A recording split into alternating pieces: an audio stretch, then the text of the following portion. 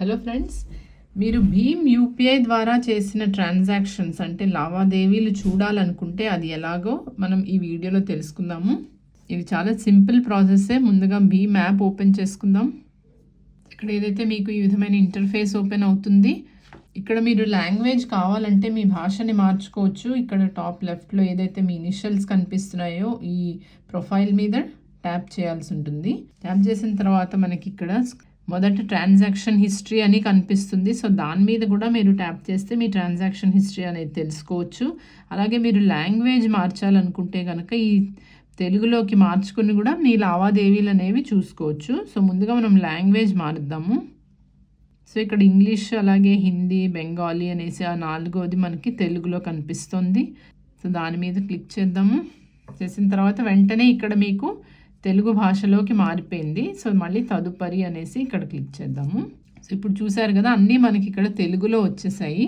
So ఇక్కడ మనకి మన లావాదేవీలు చూడాలంటే కనుక మళ్ళీ ఈ ప్రొఫైల్ పిక్చర్ మీద ట్యాప్ చేసి ఇక్కడ మళ్ళీ చూసుకుంటే కనుక మొదటిది ట్రాన్సాక్షన్ హిస్టరీ అలాగే ఉంది, అది మారలేదు మరి ఎందుకో కానీ.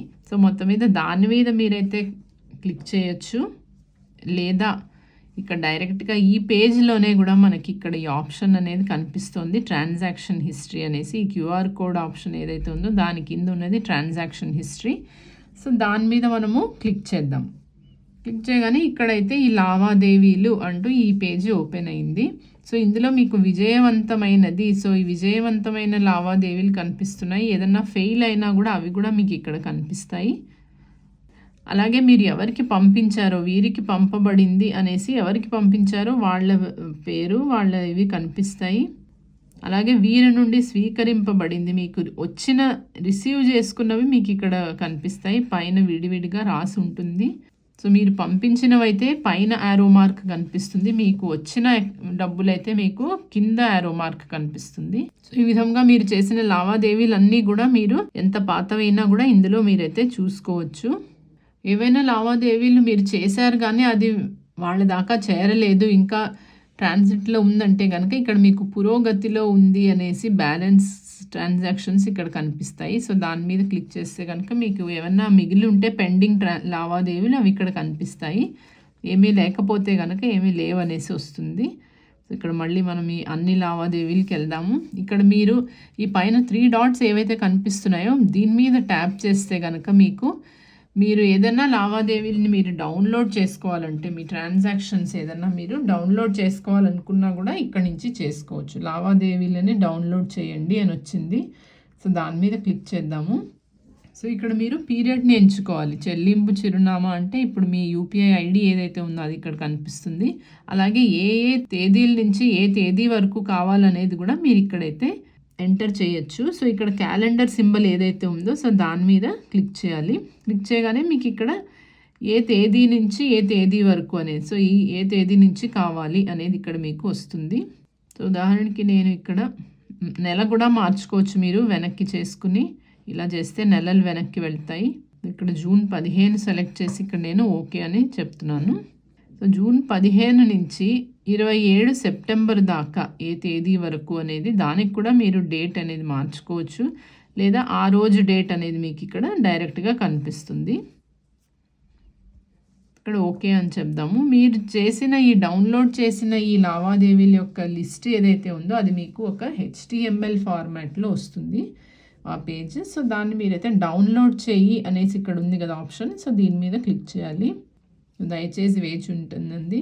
సో ఇక్కడ మీకు ఆప్షన్స్ వస్తాయి. సో మీరు క్రోమ్లో చూడాలా, లేకపోతే డాక్స్లోకి మీకు డాక్యుమెంట్స్లో డౌన్లోడ్ చేయాలంటే ఇక్కడ డౌన్లోడ్ చేయొచ్చు.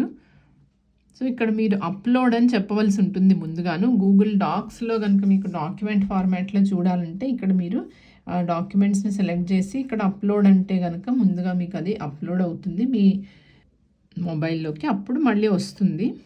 సో ఈ విధంగా ఇక్కడ అప్లోడ్ అని చెప్పచ్చు. సో మీరు మీకు జీమెయిల్ అకౌంట్ ఉంటే ఆ జీమెయిల్ అకౌంట్లోకి అది వెళ్తుంది, అప్పుడు మీరు దాన్ని మళ్ళీ ఓపెన్ చేసి చూసుకోవచ్చు. సో ఈ విధంగా మీకున్న జీమెయిల్ని మీరు సెలెక్ట్ చేసి ఇక్కడ ఓకే అంటే కనుక మీ జీమెయిల్ అకౌంట్లోకి వెళ్తుంది. సో ఈ విధంగా మీరు చేసిన లావాదేవీలు ఏవైతే ఉన్నాయో ట్రాన్సాక్షన్ హిస్టరీ అనేసి ఇక్కడ మీకు అంతా డిస్ప్లే అయితే అవుతుంది. ఇలాగ మీరు ఏ రోజుని ఎవరికి ఎంత డబ్బులు కట్టారు అనేది మీకు రెఫరెన్స్ ఐడి నంబర్తో పాటుగా కూడా మీకైతే ఇక్కడ కనిపిస్తుంది. సో ఈ విధంగా మీరైతే స్టేట్మెంట్ అనేది మీ ట్రాన్సాక్షన్ హిస్టరీ అనేది డౌన్లోడ్ అయితే చేసుకోవచ్చు. అదే దీనినే మీరు HTML ఫార్మాట్లో కూడా పెట్టుకోవచ్చు. సో ఉదాహరణకి మళ్ళీ జూన్ 15 ఓకే అని చెప్తున్నాను. ఇక్కడ డౌన్లోడ్ చెయ్యి అన్నప్పుడు ఇక్కడ మనము ఇక్కడ HTML వ్యూవర్ అనేసి వస్తుంది. సో క్రోమ్లో కానీ డాక్స్లో కానీ ఇంకా ఇక్కడ మీకు మల్టిపుల్ ఆప్షన్స్ అయితే వస్తాయి. సో ఈ HTML వ్యూవర్ సెలెక్ట్ చేసుకుంటే కనుక మీకు డైరెక్ట్గా ఇక్కడ ఈ బ్యాంక్ స్టేట్మెంట్లో మీరు ట్రాన్సాక్షన్ హిస్టరీ ఏదైతే భీమ్ UPI ద్వారా చేశారో అవన్నీ మీకు ఇక్కడైతే డిస్ప్లే అవుతాయి. సో ఈ విధంగా మీరు HTML వ్యూవర్ అనేసి దీన్ని సెలెక్ట్ చేసుకోవచ్చు. సో చూశారు కదా ఫ్రెండ్స్, మీరు ఈ భీమ్ UPIలో మీ లావాదేవీలు ఎలా ఏమేమి ఉన్నాయి అనేది చూడొచ్చు. అలాగే మీరు డౌన్లోడ్ కూడా చాలా సింపుల్గా చేసుకోవచ్చు. ఈ వీడియో కనుక మీకు యూస్ఫుల్గా అనిపిస్తే లైక్ చేయండి ఫ్రెండ్స్. అలాగే ఛానల్కి సబ్స్క్రైబ్ చేసుకోండి. Thank you.